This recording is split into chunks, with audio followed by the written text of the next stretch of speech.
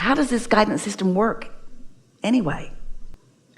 How is it that you even feel emotions? Well, what your emotions are the blending or not blending of your vibrational output, you in your human body, in your human personality, what you're thinking about in relationship to what your inner being, who is a larger part of you, is thinking about what you're thinking about at the same time that you're thinking about it. You're never thinking about anything that your inner being isn't right there with you, aware of what you're living, with an impression, with an attitude, with an opinion of the same subject. So for example, when you see something or someone and you really appreciate them and you feel all swollen with that feeling of appreciation, in that appreciation, that means that your thought about whatever you're focused upon and your inner being's thought about whatever you're focused upon is so similar in vibrational nature that there's no separation between you, and the fullness of love and appreciation that you feel is the indicator of that.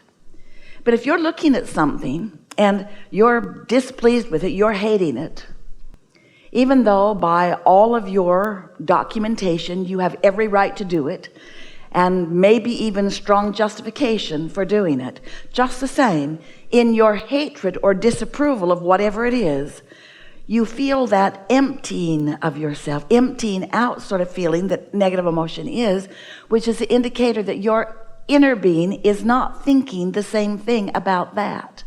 Now, why is that so helpful? Well, your inner being's been around a long time. It's the eternal part of you.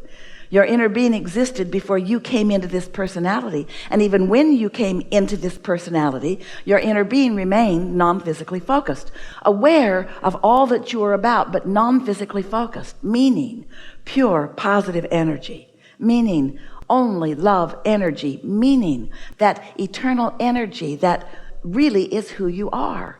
You said, I'll go forth into this new leading edge environment and I will sift and sort. I will live life, and through the living of my life, I will come to new awarenesses of what could be better. And your inner being said, and we will remain non-physically focused. And when you discover something more that you want to add to all of our evolutionary mix, we will follow the theme of your new idea, and we will hold ourselves in vibrational alignment with that new idea, and we will be so clear about our vibrational stance of pure positive energy plus this new thing that you are asking for, that there will be such a steady signal or beam of a vibration that when you line up with it, you'll feel it.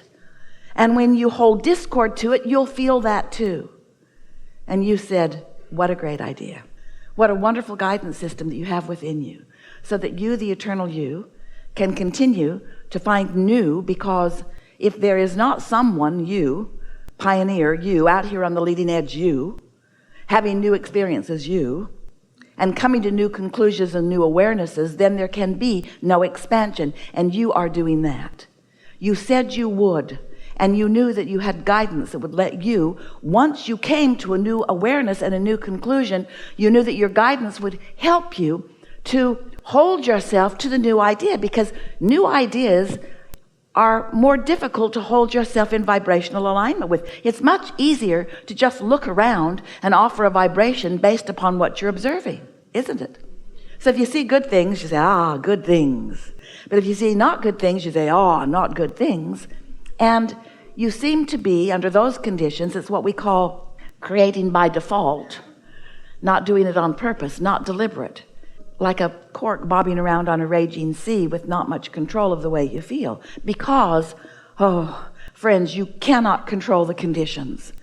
And if it seems to you like you have to control these conditions so that the conditions can present to you something that will make you feel good when you observe it, first of all, can you feel how backwards that is? That's not what deliberate creating is. Deliberate creation is seeing what you don't want and therefore knowing what you do want. And even though what you don't want might be more dominant and more obvious and more easy for you to see, and more often, especially right now, when you're just seeing it, you must find a way to focus upon the solution rather than on the problem. to focus upon the answer or in the direction of the answer rather than upon the question. And as you do that, the tension in your body will release right away. And then, this is the part we love saying the most, then you get to be deliberately on your journey of unfolding, your never-ending journey, your journey of becoming more. So see how it works. If life shows you something you don't like, and you're looking at it and you don't like it, and you feel the obvious negative emotion because you don't like it. In fact, you really don't like it.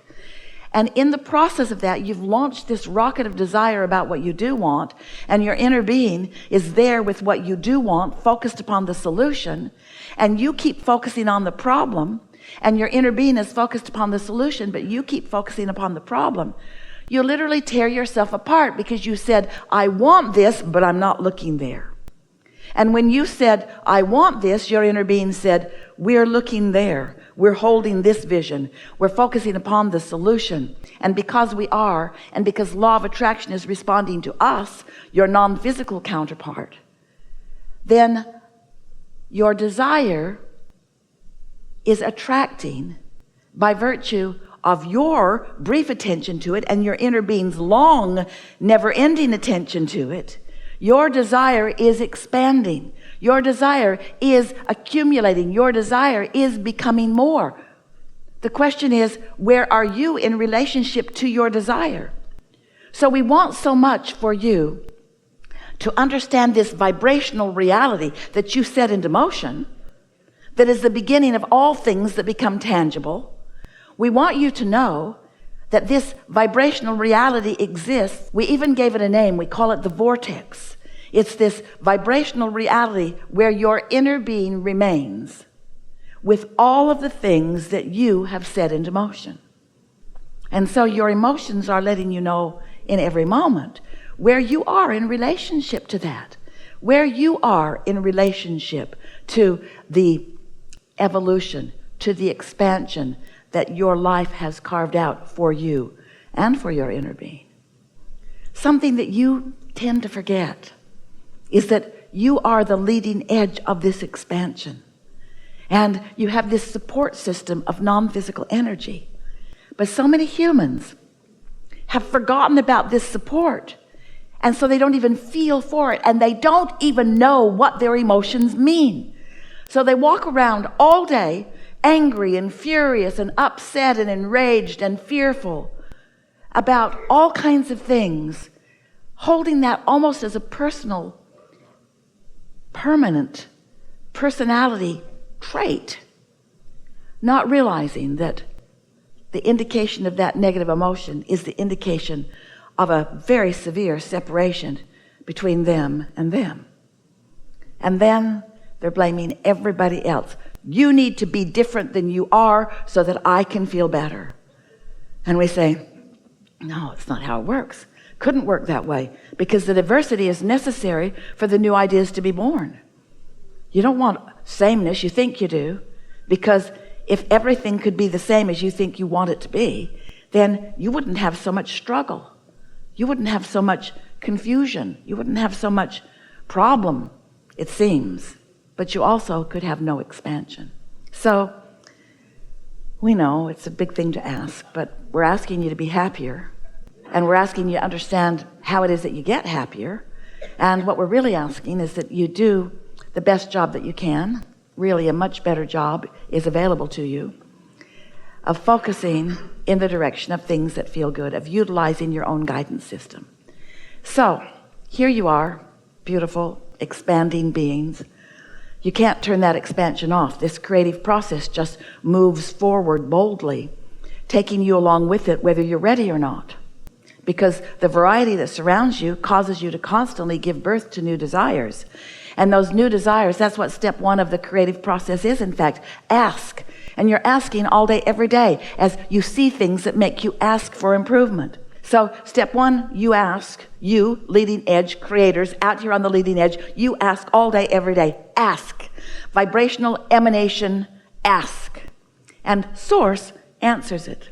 So every solution to every problem that everything that is physical is emanating, everything that is physical, asking for more, and non-physical responding immediately with the same energy that creates worlds, with power and clarity and certainty, and most of all with focus upon what you're asking for. So your request begins to expand and grow. That's all step 2. Ask and it is given. Someone should write a book about that. When you ask, it is given, it is given, it is given. But then you say, but where is it? I can't see it. And we say, we know you can't see it yet because it's in the early vibrational forming stages, and you have to be a vibrational match to it to see it. In fact, your job is step 3. You must find a way to be a vibrational match to what you're asking for, even though its absence may be much more obvious to you. You have to find a way of becoming a vibrational match to the presence of your desire. And when you are that, when you are a vibrational match to what you want, in other words, when you feel optimistic, when you are even hopeful, then you are in a vibrational place where you begin receiving impulses of timing, impulses of action, impulses of behavior, impulse of thought, impulse of words, impulses that cause you then to have your hands in the clay of your own creation. So many people identify a problem, which makes them identify a solution, but they relate so much more to the problem because they still believe that if they can convey a strong enough problem, that someone will come to solve their problem. And we say, someone does come to solve the problem, but if you are focused upon the problem and not the solution, you can't receive the information about the solution. You're getting this, aren't you? You got to be in the receiving mode. So step 1 is ask, step 2 is source answers, and step 3 is you've got to be an allower of what you've asked for, which means you've got to be in the receiving mode. Now here's the really good news. When you're awake, you're in the receiving mode all the time. But the question is, what channel are you receiving from? Are you receiving from the spin-off of man's conscious thought? Are you receiving from the channel of CNN or Fox News, or what are you receiving? What are you receiving? Are you receiving from those who are worried about a lot of things? Are you receiving from your mother who wanted to protect you from everything? Are you receiving from the protesters? What are you synced up with vibrationally? What are you a vibrational match to? Are you a vibrational match to Source, who heard your question clearly, who knows the answer clearly, who is broadcasting a clear signal that through your path of least resistance you will hear? Through your path of least resistance you will hear an answer that is being broadcast to you that you will decipher through the mind field of your own beliefs.